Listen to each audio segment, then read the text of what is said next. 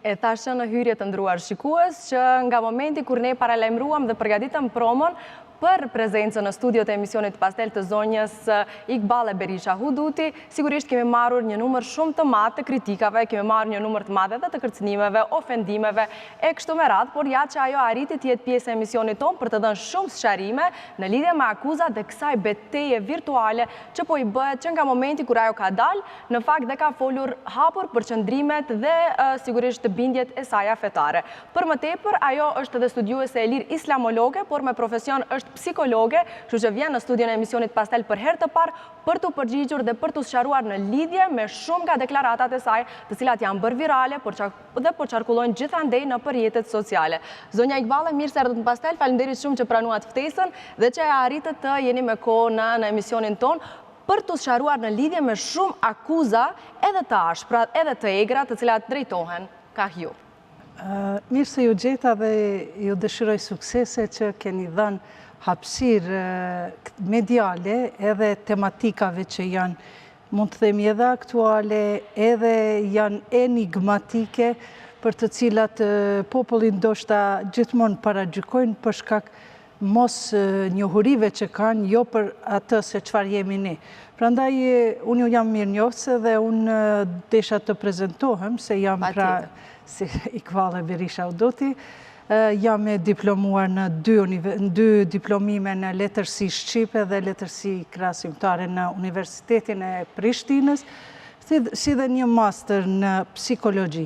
Përndryshe nga aspekti fetar, unë gjithashtu kam përfunduar edhe medresen e mesme Alaudin dhe më se 25 vite i studioj religionin, e studioj si dhe sektet të cilat janë brenda religionit islam dhe kohëve të fundit kam filluar që ta studioj edhe religionin e krishter. E qartë, okej. Në një video, në fakt, kur jeni pyetur, virtualisht, keni thënë që nuk jeni teologe, atë që po e pohoni edhe tani në studion tonë. Po më thoni, a është e lejuar që dikush që nuk ka studiuar fenë dhe që nuk është teolog të japë këshilla për fenë konkretisht? Si e shihni ju këtë pjesë? Shikoni, teologe duhet jeshe diplomuar edhe duhet jeshe punësuar në Bashkësinë Islame të Kosovës, Maqedonisë apo e tjera. Apo mund të punoj si teolog veçmas ati institucioni, po ka edhe raste kur teologët i përjashtojnë nga institucioni i Bashkësisë Islame, për arsye se ata e kanë një monopol të vetin. Ndërka që fakti im është se unë jam islamologe, jam mësuese e Kuranit dhe më se 1000 nxënës që kanë kryer hatme të Kuranit në Prizren, se tani jetoj në Prishtinë që 20 vite, kështu që ky profesion teologe mund të jetë profesion i cili është i licencuar nga Al-Azhari, qendra e shkencave islame në Kajre, apo në Medine, në Turqinë, Jordan.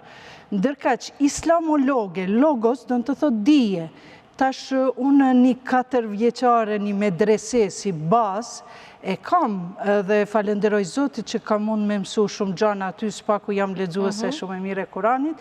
Mirë po, islami kërkon gjithmonë studim. E ne që jemi islamolog, ne jemi më të lirë se sa teologët, mirë po, as teologi, as islamologu nuk guxojnë me dhanë fetva, apo dekrete, ndërka që këshillat që japin teologët, islamologët, priftërinjët, ata kanë përgjegjësi të madhe, sepse si mbas këshillës i udhëzohet dikush. Por në Kosovë, në trojet tona shqiptare, nuk kemi asnjë person, asnjë dietar i cili mund të jep fetva.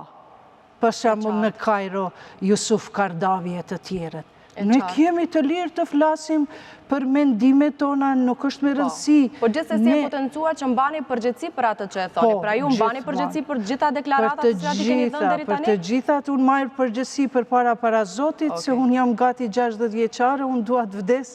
Kam përgjegjësi para Zotit e pastaj edhe para popullit. Është përgjegjësi shumë e madhe. Zonja Huduti, gjithashtu në fakt meqense po potenconi disa herë që ju jeni studiuese e fesë islame, dua të di cilat janë janë dallimet teologjike me sekteve të cilat ju në fakt tha që i studioni konkretisht këto sekte, shiitëve dhe sunive. Cili është dallimi që i bashkon dhe që i ndan në këto dy pika dhe këto dy sekte në fakt? Sa i përket dallimit në akide, i thënë, apo në gjuhën terminologjin shqipe bindjen, 100% janë të gjitha të njëjta. Do me thënë bindja la ilaha illallah, Muhammedur Rasulullah, nuk ka zot tjetër përveç Allahut, Muhammedi është i dërguari i Allahut. Sa i përket akides, kjo është shumë okej, 100% janë të gjithë muslimanët të njëjtë. Sa i përket sekteve, mund të themi dy sekte më të mëdha që janë sunite dhe shiite, ndërka që në sektin e madh sunit ka mëse 59 sekte të regjistruara në përbot, duke u futur aty edhe tarikatet, sepse tarikatet nga ana jashtme ata predikojnë përmes dhe praktikojnë fen përmes sunizmit, përmes rregullave jurisprudencës e Ebu Hanifës. Ndërka që sa i përket shiizmit, edhe kjo është sekt në veti, këta brenda shiizmit ka 15 sekte tjera, por as sunizmi, as shiizmi janë këto izma, marksizmi, leninizmi, titoizmi, komunizmi, këto nuk janë esencë e fesë islame. Prandaj, këto nuk kanë ekzistu as shiat, as sunit në kohën e profetit. Vetëm një herë profeti ka përmend, ja Ali, pas teje do të kesh njerëz që do të pasojnë ty, se fjala shia nuk është fjale keqe, është pasues. Pasuesit e Imam Aliu do me thonë pasuesit e profetit Muhammed. Vetëm njerë, ndërkaq termin sunni, ehli bejt, ehli bejt ekziston në Kuran termi, ndërkaq ehli sunne ekziston në kohën e Muaviut, që ka qenë Muaviu një prej sundimtarve që djali ti Jezidi i bën gërdi ndaj profetit, familjes profetit, në kohën e Muaviut, në betejën e Sifinit, aty Muaviu, djali i Mervanit, nipi i Ebu Sufjanit, dushmanit më të madh të islamit, ai mundohet me i bërë rival, ehli bejt, ehli sunne. Prandaj unë jam mu për këtë arsye, unë deri në moshën 27 vjeçare, edhe ende familja ime 99% janë të ehli sunetit, për da me thënë që e pasojnë sunetin këtë sekten sunite.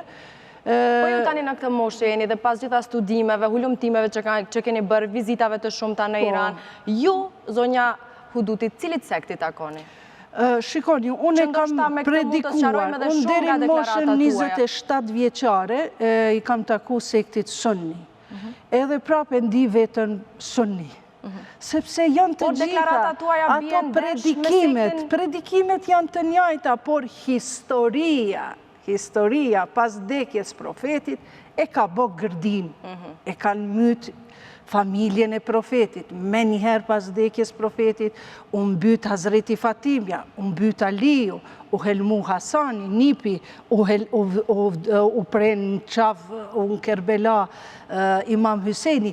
Të gjithë imamët, unë për veti, kam thonë, nuk i takoj, nuk jam as sunni, as shia. Unë jam vetëm një muslimane që e pasoj ehli bejtin. Ehli bejti, do me thonë, pronart e shtëpis. Cilës shtëpis? Shtëpis e profetit. Pra, ehli bejti është familja e profetit. Profetit Muhammed, apo jo? Prandaj, profetit Muhammed, pa që të mbito. Prandaj, ehli bejtin e dojnë edhe sunit, edhe tarikatet, edhe shiat, edhe të gjithë. Mirë po, me dash dikond, edhe me ngrejt shpatën, ndaj ati, unë nuk di çfarë është dashri, sepse të gjithë 12.000 ushtarët e Jezidit në Kerbela i thanë, ja Husein, ne jemi me ty, zemrat i kemi me ty, por shpatat i kemi kundër teje. Prandaj, këto mos pajtimet në histori, neve në shekullin 21, sidomos që jetojmë në një shtet demokratik, laik në Kosovë, nuk duhet as pak të na iritojnë apo të na përçajnë. Po pse njerëzit atër irritohen nga deklarata tuaja, zonja Uduti? Sepse nuk dhe më ajo për të njohin. cilën ju më së shumë t'i akuzoheni është fakti që deklaratat dhe bindjet tuaja fetare nuk kanë bazë, nuk kanë bazë Kurani. Ju thoni që e lexoni në fakt Kuranin dhe i bindeni Kuranit, nuk i takoni asnjë nga këto dy sektet për të cilat po flasim, dhe gjithashtu një nga akuzat të cilat është bërë kohëve të fundit për ju është se ju në fakt mbështeteni financiarisht nga shteti i Iranit për të promovuar islamin shiit në trojet shqiptare. Është e vërtet kjo? Si keni reaguar ndaj kësaj akuze? Pikë së pari, unë një mysafirit tem nuk i kisha më thonë këtë fjalë që më thoni mu. Gjithsesi është akuzë që sepse është paragjykim, sepse ju vetë e tregoni mënyra dëftore. Ju nuk keni bazë në Kuranin. Jeni akuzuar. Kjo është, nuk keni bazë me i thonë një gruas që është muslimane që kam dhënë jetën teme ja për islam. Po si do qoftë. Po flasim nga komentet, zonja Uduti, nuk po flasim nga opinionet tona. Laik, po, nga aspekti laik, ta formuloni pyetjen tjetër më mirë, sepse njerëzit, nga aspekti laik, se ju jeni gazetare me profesion. Puna jonë është ju pyesim dhe ju të çmuar, përgjigjeni. po, pyetja kishte me qenë më e mirë tjetër ndryshe. Të gjitha bindjet e mia janë bazë në Kur'an. Ndërkaq, sa i përket, thashë thonmeve, gjithmonë aty ku ka zë, aty ka diçka. Edhe kështu që mu përshka këtyre paragjykimeve, unë si non, si intelektuale me dy fakultet, me 2 diplomime në fakultet, me 1 master, me studim, me një femër që 30 vite ja kom kushtu fushës në të drejtat e grave, në të drejtat e fëmijëve jetime tjera e tjera, kështu që unë komplet jam ajo që jam muslimane. Kur themi muslimane, la ilaha illallah, Muhammed Resulullah, nuk ka Kur'an tjetër. Ndërka që përkundër këtyre gjitha akuzave që mi kanë bërë gjatë jetës time, unë kom arrit me shku edhe në burg. Në para burgim. Po kjo kishte qenë fat për mu, sepse unë në burg nuk e kam di vetën keq, përveç se një 10 ditë që i kam bojkotu, se unë jam ashtu revoltu, se më ka boj jeta në ditën kër e kam vu shamin. Prej asaj ditën, moshën 14 vjeqare, unë kam fillu revoltat me u bo prej padresive që mi ka bo rrethi. Prandaj, këto padresi gjithmonë kanë vazhdu edhe vazhdojnë, do të vazhdojnë, sepse unë nuk mund të jem ndryshe nga jo qëfar jam. Unë mund të ndryshoj një situatë në shoqëri, e kam atë fuqi, sepse më ka sprovu jeta, mirë po edhe në prokurori në Kosovë, unë kam shumë respekt të ata, të organet e drejtësis, edhe ata më kanë marë në burg, para burgim, mu përshka këtyre paragjykime. Prandaj, ju kisha thënë kush dëshiron prej atyve që janë institucione, apo privat, letë shkojnë të shefki, të afrim shefki ju prokurori, më ka qitë në rengel prej ditës nanës kër kom lindë. Pra jeni liruar komplet nga akuzat, unë jam apo jo? tash duke pritur madje nga organet e drejtësisë se kam dale pa fajshme dhe kam ditë sepse ma kanë montazhu. Për çfarë jeni akuzuar konkretisht? Jam akuzuar për cytje në nxitjen e veprave terroriste. S'di qëfar terroriste i duko me këtë modernitet që kam, edhe nuk jam teologe. Ju keni deklaruar që jeni pro po tisha gruas qenë une moderne. teologe, kisha shku në xhami me prediku e jo në TikTok. Prandaj, prokuroria, organet e drejtësisë, madje tash janë duke ma pregaditur edhe dëm shpërblimin që unë synoj në 1 milion, sepse kam pas, si të them, e tjera. Kam emocionet.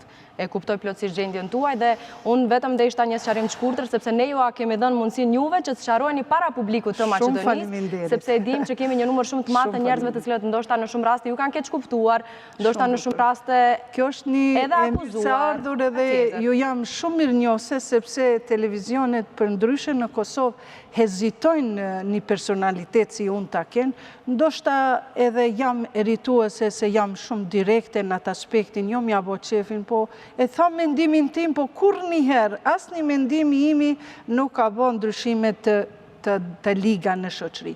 2 ndryshime që i kam bo në shoqëri, vetëm përmes 2 emisioneve, me të nderuarin Halil Kastrati, i kam thënë unë si psikologe, i kam thënë ju lutëm, mos ja drejtoni objektivin e kamerës, apo fotoaparatit në fëmijëve, sepse ata pastaj krijojnë ndjenjen e inferioritetit. Edhe falë Zotit, falë Zotri Halil Kastrati, ai tani, kur i fotografon fëmijët, e varfër, familjet e varfër, i mbulon fytyrat. Mande e kam Kjo është etik në fakt që duhet zbatuar një ndryshim tjetër që salonet e masazhës në Prishtinë përdorën jo për masazh, po për çështje tjera. Unë me një fjalim kam thënë, nëse nuk mundeni prostitucionin e pa legalizuar me ndalu, atër legalizojeni. Dhe kjo është marsi kur ju keni bërë thirrje që të legalizohet prostitucioni. Jo, nuk kam bërë thirrje, por nëse... Mendoj kështu është nxjerrë në portale dhe në ajo është normale. Do më thënë, nëse nuk mundeni diçka të ligë, një smundje morale që po i prish familjet, shkurorzimet, që po bëhen amoralitet me vajzat tona, të bukrat, mirat, moralshme, po detyrohen me i bë disa gjana, nëse nuk mundeni me ndalë prostitucionin e pa legalizuar, atër legalizojeni spaku, le të dihet filan lagja është me femrat të prostitucionit, edhe bile fitojnë edhe shteti, sepse marrin tatime nga ato, si që është në vendet përparimtare, në Zvicër, në Gjermani, në Amerike, kudo që janë. E qartë. Gjithashtu, deklarata që ka bërë Buj është deklarata që ju në fakt keni thënë që unë jam në mbrojtje dhe pro gruas moderne shqiptare, po nga ana tjetër keni deklaruar që një burr dhe një mashkull shqiptar mund të marrë më tepër se një grua. Në fakt, kjo bie në kundërshtim me dinjitetin, krenarin e një gruaje. Si në fakt ju, ja tani ta sqarojmë për gjithë shikuesit e emisionit Pastel, si ju e mbronit të drejtën dhe dinjitetin e gruas shqiptare? Shiko, unë basi që jam ashtu e rritur në frymën islame, edhe vllau im i ka pas edhe një grua tjetër që s'ka pas fëmijë e tjera, edhe i kom pa relacionet e atyre që janë kur e kanë përzor. Do më thënë për shkak fëmijë se ka marrë gruan tjetër, edhe kjo është e njoftur nësh.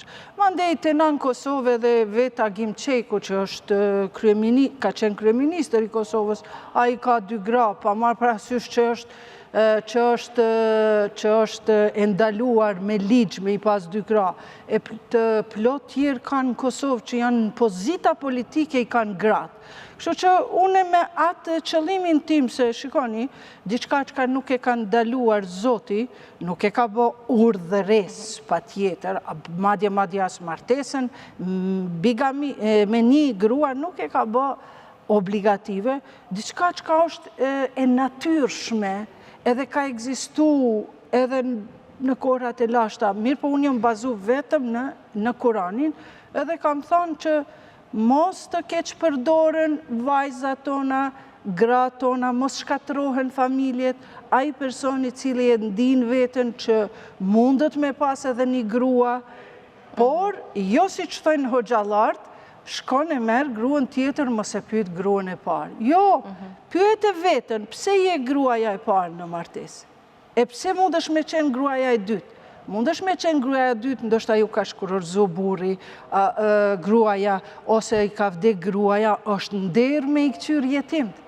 Mirë po, unë këtë kom dashur me thënë se i vetmi qëllim, i vetmja mënyrë që shme nalë, mos temi prostitutë, është ajo, këto gjanat amorale që keq përdoren vajzat, unë kam zyren për konsulta bashkëshortore, keq përdoren femrat për shkak se një femër tjetër hynë në martes, i aprish komplet familjen, për mu unë kam shkruajt edhe në Facebook, unë për shembull të isha qenë ligjdhënëse, edhe për punën e punësimit kisha bën një lehtësim mbi supet e grave, që e të punojnë 8 orë, 4 orë, 5 orë të martumet, jo pa martumet, të martumet e ta marrin një pagë komplete, kjo është mendimi im, besoj që një ditë ndoshta do të hypin pozitë edhe këto do të kërkoj, si dhe nga ana tjetër, nëse keq përdoren femrat, edhe nëse shkurorzimet po bëhen për shkak se në Kosovë ka arrit çdo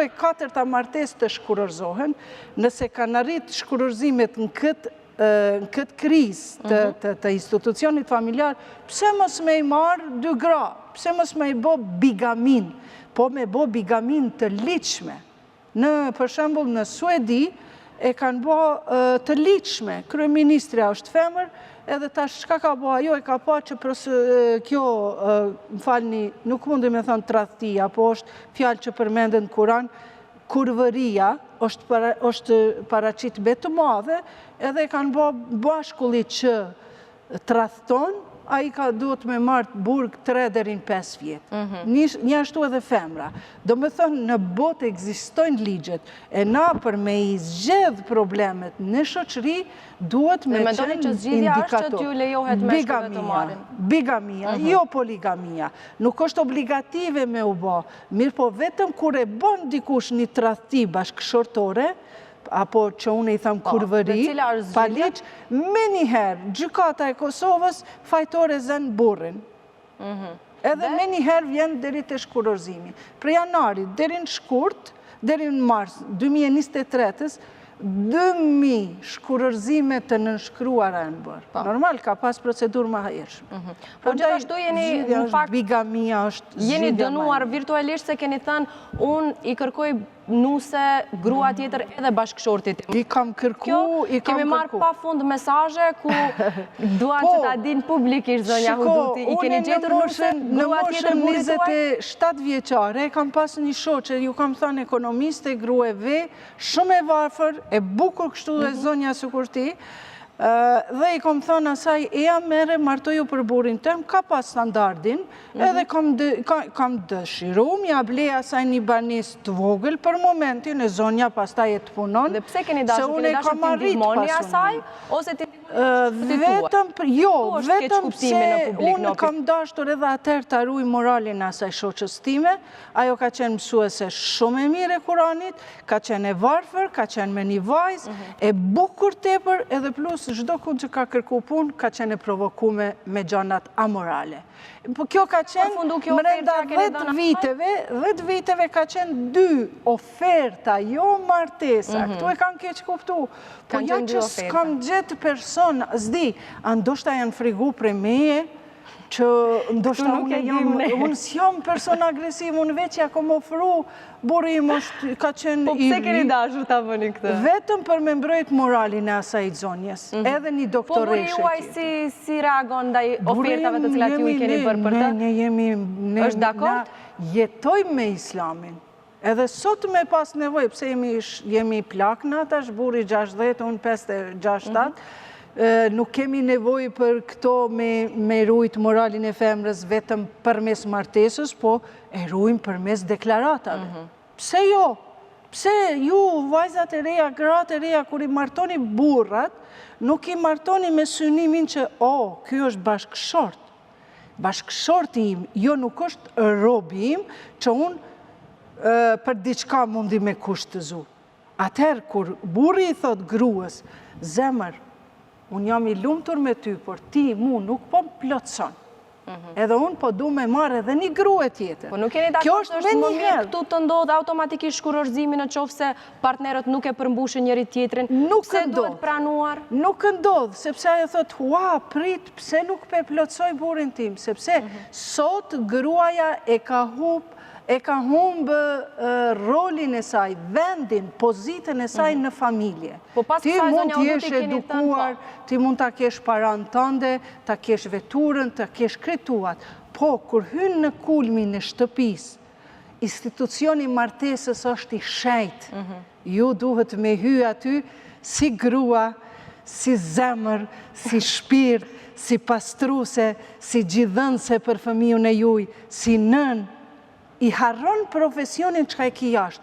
Kur nuk ka me ndodhë shkurorzimet. A kështu besa nuk e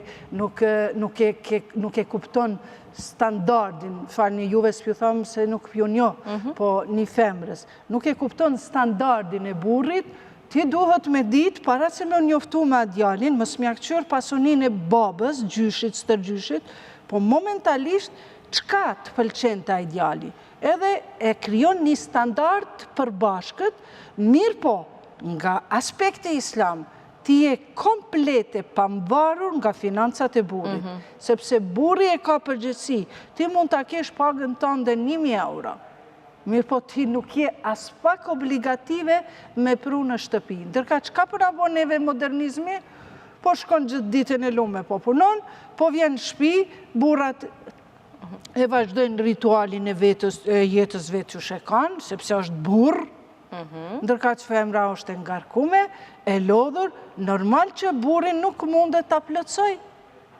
Nëse burri i thot Pra grua në nuk këtë rast, ju po thoni që duhet pranuar që gruaja shqiptare të pranoj që bashorti të marrë edhe një grua tjetër, 1 ose 2 ose 3, sepse keni thënë që lejohet më tepër se një grua. Nuk është obligative. Mirë po, të na, edhe hoxhallarët, edhe teologët, edhe njerëzit që e marrin Kuranin copa, ata nuk thonë që, si ka qenë rasti, kanë qenë shumë gra të veja, kanë qenë shumë gra nëna vetë ushqyse në atë ko, edhe Zoti i thonë. Po flasim për kohrat luftrave, sigurisht. Po flasim për periudat të ndryshme. Edhe sot është luft, jeta është luft për bjetis. Në këtë kohë moderne që po flasim, gruaja moderne shqiptare nuk pranon në fakt që të ketë bashkëshorti edhe një grua tjetër. Po flasim në përgjithësi, prandaj ka zgjuar kaq shumë pluhur kjo deklarate juaja, zonja Huti. Po pastaj keni deklaruar që gruaja duhet të bëhet mjeke e burrit, që të bëhet e zonja, ta mbaj burrin, e po tash po bjem ndesh. Duhet të bëhet ose mjeke, ose të pranoj grua tjetër. Tani ta sqarojmë mirë. Në momentin kur të thot burri, se duhet me marrë leje, si mas e hlibetit, ti nëse e kryon një familje tjetër, një dashnore të fshehtë në Kuran përmendet, thot në një martes tjetër, nëse e kryon kjo martesa, nuk të pranohet ajo martesa tjetër, të Zoti gjerisa ti këtë e ke shkatru. Që do me thonë, për me kryu një martes tjetër, duhet me marë pëlqimin e gruas. E kur ullën burë e grua, bisedojnë, grua ti mu nuk po më plotëson. Tash gruaja thot, qka nuk po të plotësoj burim? Tanë ditën merëm me punë të shpis, tanë ditën mirëm për kujdesin tëndë, për ushqimin tëndë, merëm me punën time, qoftë online shpi, edhe në bromje, thotë, ti nuk po më plotëson. Hajde ta këshyrim burri gruan apo e plotëson. Jo nga aspekti seksual, se ato i bëjnë edhe kafshë. Flasim përgjithësi, po. Por, gruaja, burri e ka obligim mirë mbajtjen e gruas. Veshmbathjen, ushqimin më të mirë, plus nga paga e ti, në që se e ka 500 euro, pa marë për asysh që gruaja e ka pagën e vetë, nuk gudzon gruas mja marë asë 1 euro për pagësaj. Edhe burri e ka obligim me pas fjalë të ndershme ndaj gruas vetë. Mi burë që i thot gruas vetë me fjalë të ndyta, ku ka me pas ajo vullnet për me plotësu burin. E qartë, po. Kjo është. Pra nuk është obligative, sqaruam edhe këtë pjesë, besoj për gjithë shikuesit tanë. Por që ju mendoni që është e drejtë, që një grua që nuk e përmbush bashkëshortin, dhe e nevojshme, dakord, kjo është sqarimi juaj, besoj, mjaftueshëm për shikuesit tanë, për Kosovë, dakord. Për Maqedoni, nuk e dim sa pajtohen tani gratë, të cilat po na ndjekin bashkë me bashkëshortet e tyre, ju e vendosni gratë ndëruara, gjithsesi janë bindjet personale, sigurisht të zonës. Gratë juja edhe tonët, janë për Shqipërisë po flasë, ato janë open mind, janë shqiptare, janë muslimane, po shumë pak janë besimtare. E qartë. Tani do të flasim edhe për një temë tjetër që ka bërë buj, është çështja e tatuazheve, sepse ne e dim që në fakt Islami ndalon tatuazhet.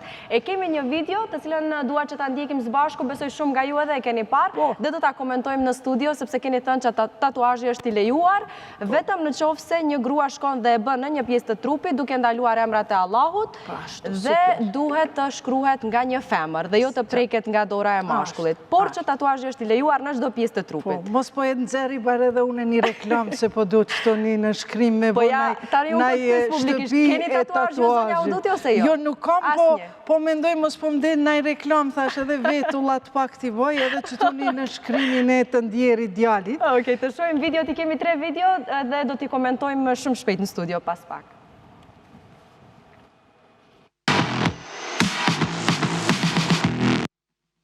Unë kam dëshirë me bo një në shkrim, po s'kam qef me shku të mashkulli, se lejoj me ma prek dorën, e kështu krahun, që ndoshta e bëj këtu të krahu për qefin tem, me bëj në shkrimin e djalit tem që më ka ndru jetë, po ishala e gjaj naj femër që i bën këto tatët, se s'kam qef me ma pa trupin mashkulli, pse jo, po nuk lejohet belit e tenalt me shkrujt emrin Muhammed, Allah, send, ato sendet nuk shkruen. Por që se e bon një shqipon, që se e bon një shej, madje kanë qenë edhe obligativ, kur kanë shku në për luftra, në për sende, ajo ka qenë si një loj identifikimi. Nuk përcaktohet, nga dietarët e hlibetit nuk e bëjnë haram. Nuk e bëjnë haram. Sepse na jemi vetëm dietarë që e përcjellim një fetva. Ndërka që dekretet, dekretet pra fetvat, i thënë. Burri i cili të tradhton, mos ju bën as gjyqtar, as polis, as avokat, po burri tanë bëhu doktor. Shikoje, ku po i ndërë.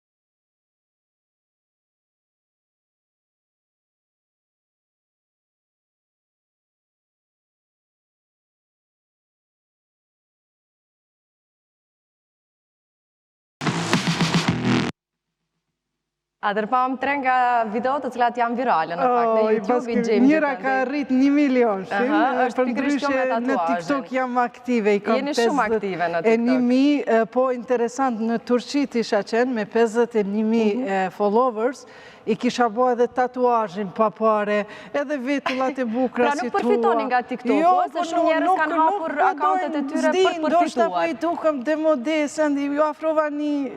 Po me qenë se njerëzit kanë kaq interes t'ju shohin, ndoshta duhet ta reguloni profilin tuaj.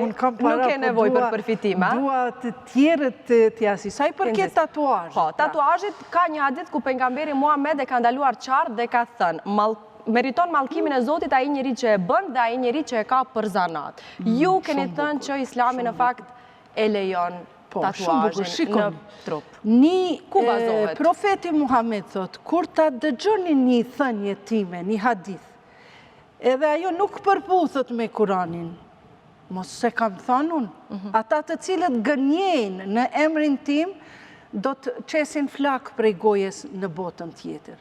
Që do me thonë, ky hadith nuk e ka mutevatir, i thonë atë zinxhirin, atë burimin e sakt, plus ato, këto për tatuazh, nuk shkruan kërkun në Kuran, plus asaj, ma edhe pat vetë, që thash, për këto gjanat që nuk shkruajnë në Kuran, që janë haram, ose cigarja, ose duhani, për shembull për alkoholin shkruhet sakt, për mishin e derit sakt, ndërka që për tatuazh kërkum nuk shkruan, plus nëse nuk shkruan në Kuran, atëherë çka bëhet? Mlidhet konsenzusi i dietarëve, edhe prej 50 prej 100 personave e zgjedhin vetëm njëri prej tyre e jep dekretin. Dhe është dhënë kjo dekret në lidhje me tatuazhet?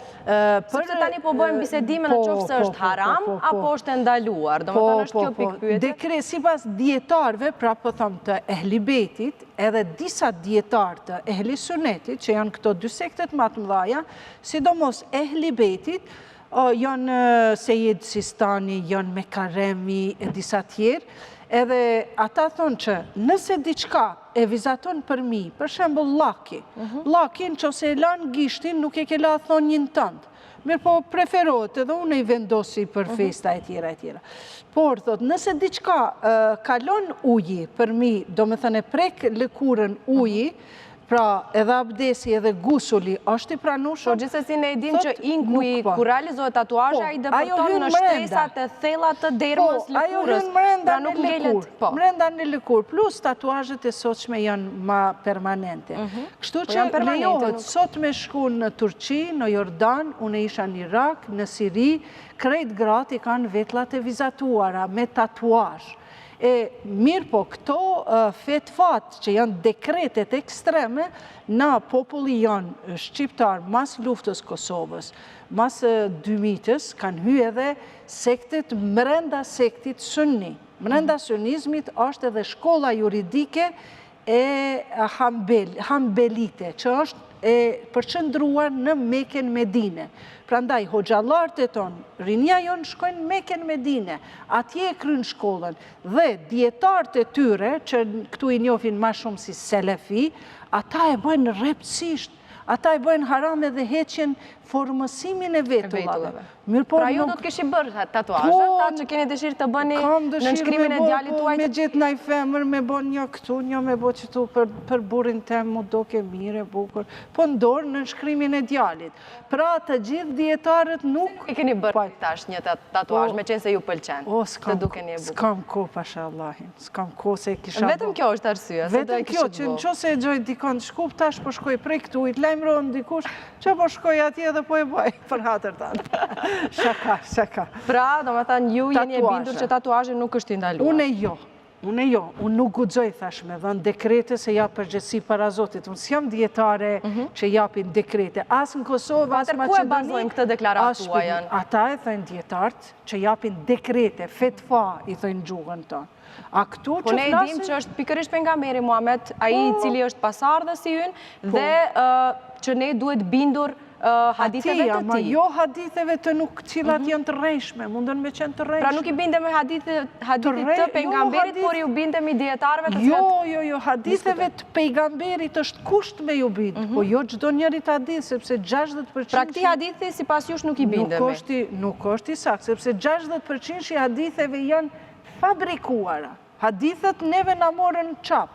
Falë Zotit që i kemi Kuranin e njëjtë edhe ajo me përkthime katastrofale. Ja, këtu desha të ndalem. Keni thënë që përkthimi i Kuranit është me gabime shumë të mëdha? Shumë të mëdha. Okej. Sidomos kur shkruhet... Cilat janë gabimet më të mëdha që i keni evidentuar në Kuran? Er-rijalu qawwamuna 'ala an-nisa.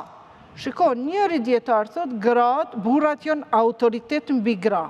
Tjetëri thot, burrat janë mbështetje për gratë, na duhet gjithmonë me kënë të mbështetura për burrin, ndërka që realiteti i Kuranit në gjuhën angleze, turke dhe shqipe, edhe arabisht thot qawwamune, qawiyun, do më thonë janë më të fortë. Në çfarë aspekti janë më të fortë? Janë më të fortë në aspektin që Zoti atyre edhe nuk ka bo pa drejtësi, ja ka dhënë edhe në hise, në trashëgimi, që është problemi i madh, ja kanë dhënë 2 hise.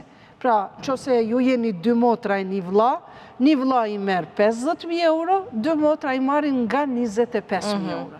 E këtu është burri më i fortë. Te na e kanë keq kuptu edhe e kanë bë, burri është autoritet. Burri duhet me ndëgju, nëse kërkon burri me fjetë edhe namazin duhet me lënë, duhet me kry obligimin e burrit. Burri nëse të shan, nëse kërkon marrëdhënie seksuale edhe ti kthen burri, ka me të nem Zoti, kanë me të nem me laçet deri në sabah. Gjithmonë, literatura islame duhet mu rikontrollu, sepse gruan e ka ullë shumë në nivel tult, pastaj ajo ka dalë prej një ekstremi shumë fanatik, shumë ekstremist, ka dalë në një ekstrem tjetër, sa që e ka humbë turpin, e ka humbë sinqeritetin, femra sot që se jo humbë këto 2 tipare të mrekullueshme, mos pasjen e turpit, pra e humbë turpin edhe humbë sinqeritetin, mashkuj du të mi ngrejt durët për asaj femre, sepse në atë moment ajo e prin liria e shfrenuar. Prandaj unë i thëmë të gjithë hoxhallarëve, kolegëve, që e keni keq kuptu, nuk janë burrat më të autoritet për migrat, po burrat janë më të fortë. Një shembull konkret edhe kanë me u vërtetu vetë. E kam dhënë një tefsir timin edhe kur kam qenë në Istanbul. Thash, nëse që kjo fusha është me mina, e minuar, burrat tonë që ka bojnë muslimantë? Jo besimtarët, po muslimantë. Ata thënë, jo zemër, s'ke me shku, se mirë po ajo thotë, ej, burim, unë duhet me shku, se matan kësaj fushe, unë e kam qëllimin tem. Edhe thotë, men arefe nefsehu, profeti Muhammed, pa që e qoftë mbi të dhe familjen e ti, men arefe nefsehu, fe ka arefe rabeu, kush e njeh vetën e vetë e ka njoft Zotin. O zotëri, o burim, o bashkëshortim, o babaj prindërve të mi, qëllimi im është prapa kësaj fushet minume. E na qka bon buraton, neve na kapin. Jo haram, jo mos shko, jo mos bon, jo mos bashkëpuno me bankën, jo mos bashkëpuno me televizionet, jo me ato, jo këto. O zotëri, qëllimi im është atje. Nëse ti je kawijun, që si thot Zoti, që ke përgjësi ndaj meje, atër ti duhet këtë fushën me mina, me çminu, ajo mu me më kape dhe me më shtrëngu, me thonë s'ki me shku. Me bo dhunë, faktikisht. Kjo është interpretimi i Kuranit. Po, duhet të flasim edhe për një temë tjetër, duhet të flasim për shamin shkurtimisht. Tek vajzat e mitura, pra tek vajzat të cilat ende nuk kanë krijuar personalitet, ende nuk kanë lexuar, ende nuk janë në dieni dhe ndoshta nuk janë të gatshme për t'ju bindur ndoshta kërkesave të prindërve. Çfarë mendimi keni pra për vajzat të cilat në një farë mënyre mbulohen sipas dëshirës së prindërve që në klasë të vogël, po flasim për voglushë, klasa e parë, dytë e tretë, shkollës fillore. Si mendoni ju, cili është qëndrimi juaj? Duhet mbuluar ose po duhet lënë vajzat derisa të arrijë moshën madhore dhe të vendosë ajo vetë? Nuk duhet mbuluar muç, siç ka thënë edhe kryeministri jon Albin Kurti, se në normal ai nuk është teolog, po ai konsultohet me njerëzit e dijes. Si që ka thënë moshën 16 vjeqare, është e mjaftueshme ajo me vendos. Se edhe në Gjermani, në Zvicër, për para ka qenë deri në moshën 18, tash zhvillimi ma i madh është i fëmijëve e kanë bërë që me marrë përgjegjësinë moshën 16 vjeqare. Edhe Albini mire ka thënë, po, nga aspekti kuranor, po ju them, në surën Nur, thotë Zoti kështu, thotë ju kemi krijuar veshjen për me ambullu turpin, për me tregu bukuri, për me si bukuri për juve, tesha është e bukur, që se jemi të deformuar diçka se ndë veshim një tesh të bukur, një robë të bukur, edhe thot, ma e mira veshje është veshja e devotshmërisë. Tani shikoni, një fëmijë i vogël prej moshës 8 vjeqare, kur mbulohet edhe shkon në shkollë, ajo ka mobilizu, ajo nuk është e vetëdijshme për veten, ajo ka me kriju inferioritet, se sa i përket bindjes, një vajzë, unë jam 57 vjeqare dhe ende mu luhatet bindja në studimet e mia kur studioj. E mere me një fëmijë i vogël, deri në moshën 14-15 vjeqare, ai nuk është i vetëdijshëm për me kuptu vlerën e mbulesës. Prandaj nuk bën me ja dhënë as me dhunë, as me imponim, as me ngjasim, sepse fëmija ndonjëherë ngjason si nana, mirë po kjo nuk është problem, sa është problem në sektorin e punës, gratë e mbulume, kanë problem, një ashtu edhe gratë që janë pashamia, po kanë një qëndrim, e kanë një qëndrim, e kanë një emancipim, edhe nuk bohën loj e parave të shefave tyre e tjera e tjera.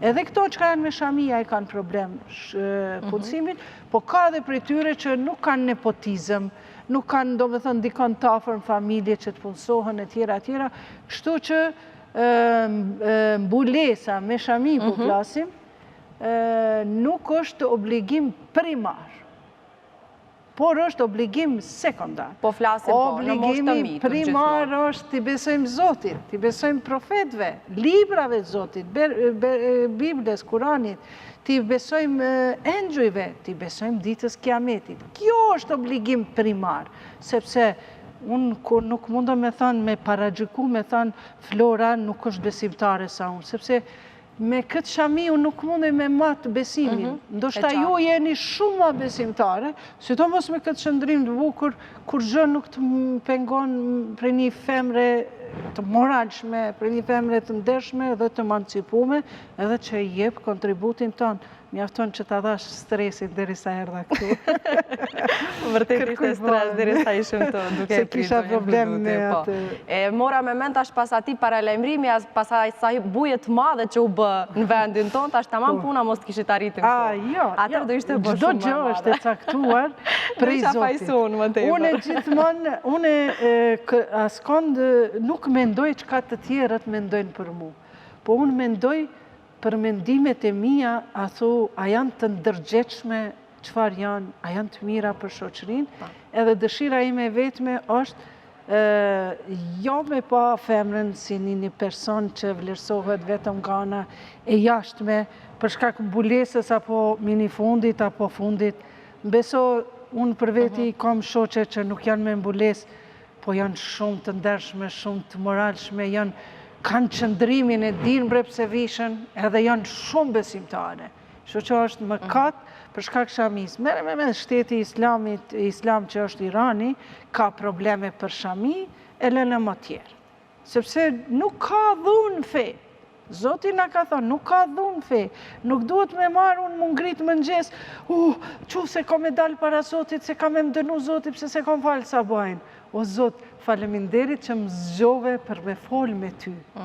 Kjo është, nuk është... Nga gjithë kjo që e thatë, sinqerisht zonja Uduti, pse mendon që ekziston kjo luftë mes juve dhe besimtarëve të Islamit?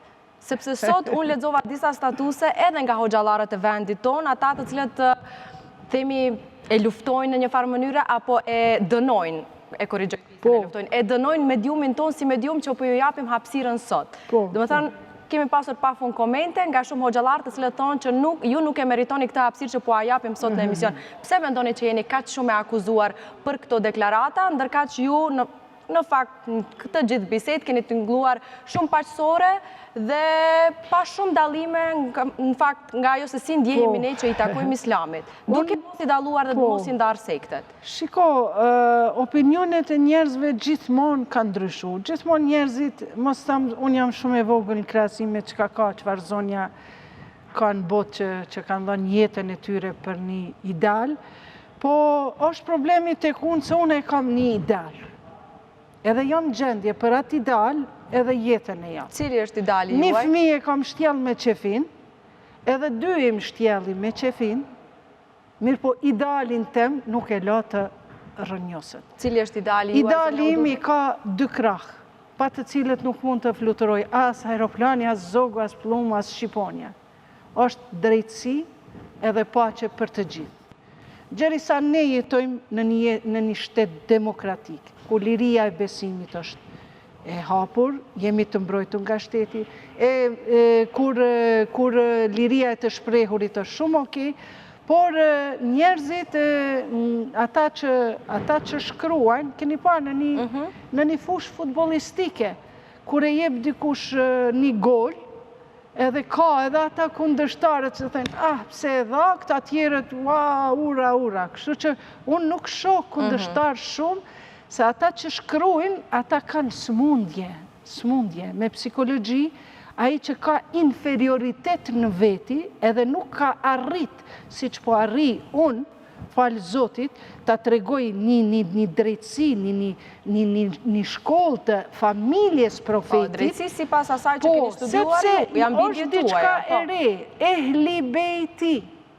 4 vite në medresen kam studiu, as një orë nuk kam studiu për Ehli Bejti. Prandaj, ideali i Ehli Bejti, që është vetë profeti Muhammed, Aliu, Fatimja dhe dy bitë e saj Hasani Huseni, kanë pas idealin drejtësi edhe paqe për të gjithë. E tash, Ehli Bejti nuk është folë në Kosovë. Vetëm në përteqe, edhe i kanë msherë njerëzit s'kanë mund me tregu. Sepse Ehli Bejti ka një histori tragjike. Të gjithë antarët e Ehli Bejtit, madje thuhet edhe profetin Muhammed, që kur ka ndru jetë ka thënë, ende po e një helmin në dhëmbët e mia. Profetin Muhammed e kanë helmu. Prandaj, Ehli Bejti nuk është i njoftur, unë jam e para që kam da. Pra kjo është qëllimi që ju dëshironi ta shpërndanit tek shqiptarët. Unë jetën time e edhe njerë po e bëj këtë pyetje, pa më keq kuptuar, zonja Uduti. Ehli Bejti. Pyetje pa fund kemi marrë, në qoftë se ju vërtet po e promovoni islamin shit në trojës shqiptare? Unë nuk jam shite, unë e thashëm fillim. Si jam as sunite, as shite. Unë jam pasuse e Ehli Bejti. Shizmi s'ka të bëj me mu, as pak. Shizmi është doktrinë e krijuar, por kam respekt, sepse në librat shit keni shumë njohuri të mëdhaja, edhe të librat sunit gjithashtu. Prandaj unë jam studiuse. Po më intereson, keni marrë ndonjë kërcënim serioz? Kam marrë një kërcënim, kam paraqitin polici, edhe ka qenë pse oj shkin, pse pja uron Krishtlindjet shqiptarve. Na prishesh fejnë. Edhe tha, nesër kemi metarë në shpimet pre në qafë. Oj shkin. Do me thënë, thot, një njeri musliman edhe unë paraqitëm polici, pse Krishtlindjet, unë ja festoj Krishtlindjet, sepse ne jemi... Ja uroni, po me... Ja uroj, po, ja kremtoj, bile shkoj të komqia jem që është e krishtere, ha mëlsin e tjera, sepse ne jemi, Imam Aliu, po aqa që mbi të thot, njerëzit janë vëllezër, ose nga besimi njajtë, si unë edhe ju, ose nga krijimi, që jemi njerëz, dhe ne jemi shqiptare dhe nuk bon kurse si me na bo përqamje konfeksioni fetar, a jemi të krishter, a jemi sënni, a jemi shia, a jemi ato. Ata që miren me këto, e kanë ligjin 134, si mas Kushtetutës Kosovës, ata dënohen me burg. Kush bën përçajtje dhe urrejtje fetare. Unë nuk jam shia, nuk e promovoj islamin shiit, unë e promovoj vetëm islamin që ka qenë amaneti i fundit edhe mundet me qenë mesazh për të gjithë opinionin tuaj. Po pse atëherë ka kaq shumë përplasje mes bindjeve tuaja dhe bindjeve të cilat ne njohim si ligjet e Kuranit? Sepse po të kish humbë familja Adem Jasharit në Kosovë, po të kish fitu shkallë Sërbi, falni, se s'kam qef me ofendu, pa marë parasysh, edhe ata janë popull, po të kish fitu Sërbi në Kosovë, a dini që ka kishin thënë për familjen e Adem Jasharit? Terroristi që ka familja terroriste. Do me thënë, ishin mblu të gjitha vlerat e kësaj familje. Edhe kjo është bën njësoj me familjen e profetit Muhammed. Janë mytë, janë masakru, janë bomë si mas mbretërve, mbretërit, edhe i kanë thënë, mshelën e gojen. Mshelën e gojen, mës me folë. Hoxhallarët nuk e të regojnë të vërtetën e Ehli Bejtit, madje ata që e flasin Ehli Bejtin... Pse mendoni që nuk e të regojnë të drejtën e Ehli Bejtit? Nuk e të regojnë sepse del në sheshe vërteta. E Iqbalja është ajo që kam e të regu një të vërtet, për me i rëzu... Cila është arsyeja që mendoni se hoxhallarët po e fshehin këtë të vërtet? 1 milion gënjeshta. Arsyeja është sepse ata janë të varur për i pagës, edhe ju jeni për i pagës të varur, edhe ju i keni regullat e redaksis. Pra mendoni që ata paguan për të mbajtur të fshehur me dalë prej regullave të redaksis juj, sepse gjeni pun tjetër kund. Mirë po ti me qenë klerik fetar, hej, numër 1 kime dhëmë përgjësit e Zoti, pse po shtin urrejtje syni shia kur në bot, jetojnë shumë bukur suni shia, madje dhe martesat i kanë sushi, syni shia. Kjo është për arsye se normal unë e pranoj, është një ideologji, mos them ideologji, po një mësim i ri që pja japë këtij populli. Diçka e re, për të cilën nuk është se kemi qenë të informuar. Ama hoxhallar duhet me këshir mirë ku janë, se i din të gjitha i din. Në rregull. Ne kemi ardhur në fund, do kishim dashur që ta zgjasim edhe më tepër bisedën, ndoshta të sqarojmë edhe shumë gjëra tjera, por u mundova që të prek ato pikat më të dhimbshme të cilat janë komentuar dhe pikat të cilat më shumë të janë dënuar në rrjetet sociale në këtë betejë virtuale. Më e dhimbshmja është që femra po i mirët e drejta e trashëgimisë kosovare, për këto kam një projekt shumë të madh. Edhe më e dhimbshmja është që çdo e 4-ta martesë po shkon në divorc. Prandaj, unë jetoj në Prishtinë, e kam zyrën time psikologjike për konsulta bashkëshortore, po e bëj një reklam as i hoqa shumë derisa erdha këtu. Ja, në fund patjetër. Se jeni televizion që keni vlera. Faleminderit shumë për prezencën tuaj dhe për respektin që t'jeni pjesë e emisionit. E kam zyrën time për konsulta bashkëshortore, edhe kom arrit brenda 2 muaj me 4 martesa mos me ilon mu shkurorzu, madje 2 nuse bukuroshe. Më intereson, a keni rekomanduar atyre që mos shkurorzojnë për të marrin edhe një grua tjetër plus? Jo, nuk ka mashkull në Kosovë për me pas edhe një grua tjetër. Aha, okej. Pra nuk janë ta...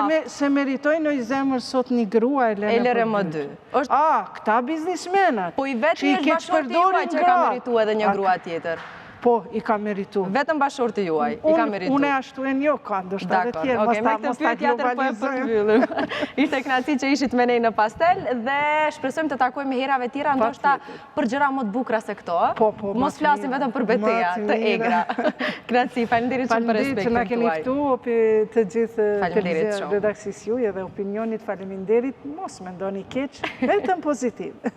Okej, atëherë me këtë mesazh nga zonja Iqbale Berisha Huduti, ne po e përmbyllim këtë epizod të Pastel duke shpresuar shumë që keni marrë shumë përgjigje.